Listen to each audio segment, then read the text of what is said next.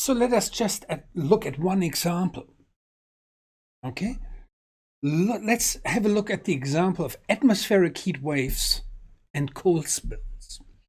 And it's about the probability distributions. Okay, so how often do you get very warm events? How often do you get extremely cold events? And it's about a distribution of probabilities. And this is shown here on this sketch. Let's see whether I can switch on the laser. Okay, I can switch on the laser and you can see a distribution. Okay, so and you have a low probability to get cold events, and you get a low probability to get hot extremes. Okay, and these events, you might call them 1 in 100 years events.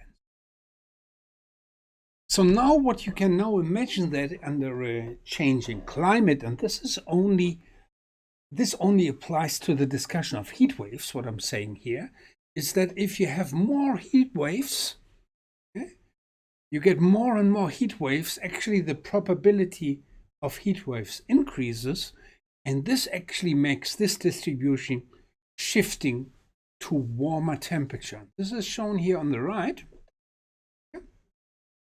So you get more hot weather in this distribution. Let's get the laser band on.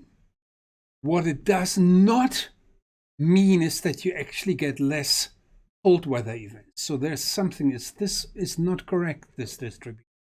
So don't get it wrong. It just explains a concept, okay, that you get a change in the distribution of events. And for hot weather events, it just means you get more. The change in climate implies you get more hot weather events. But in some region, we also know that you get extreme cold spills. In recent years, we have seen that in North America. Yeah. But anyway, so this one just gives you an idea of what we actually call an extreme in terms of probability distributions.